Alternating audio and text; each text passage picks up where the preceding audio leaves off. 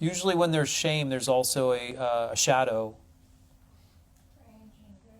Yeah, rage, anger. And sometimes we're more aware of the anger and less aware of the shame because the shame is more core and more painful. So if you have like lots of rage and the exterior of the onion, there's lots of rage. It's designed to protect the core, which feels utterly worthless and incapable. But then sometimes, like the goody two-shoes that might make their way to the Dharma centers, like most of us, and then you get a teaching.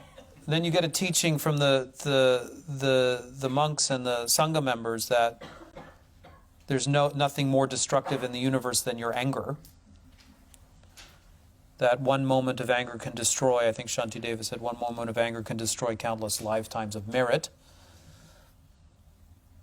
I think then you see the contradiction in our worldviews between deep trauma work and the work of the spiritual, the advices of the spiritual community.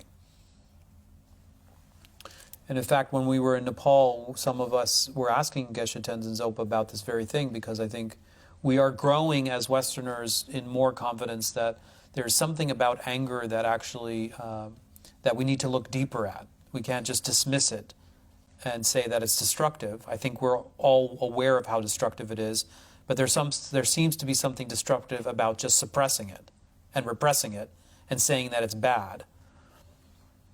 And so we were pushing Geshe Tenzin Zopa, would there be any circumstances in which, and like what's underneath it, and how, are there any other ways in the tradition to work with it? And I think we were doing a lot of song and dance, and really he was going, no, I don't.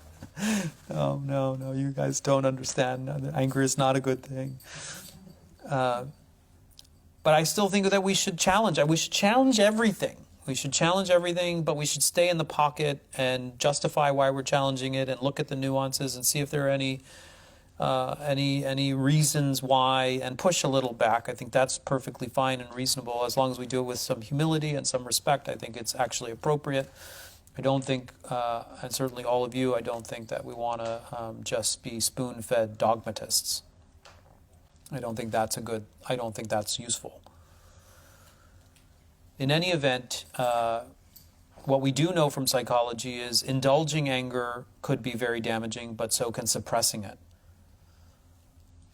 So I think what can happen as a middle way is that if you can get closer to the anger by holding it in your safe space or in your contemplative moment, you can discover that there's actually an underpinning to the anger. And if you can get to that level, then something like a door will open. But you can't get into that door of the deeper level without first going through. And so that's why we try to suggest not to dismiss the anger, but to try to hold it long enough for there to be a discovery.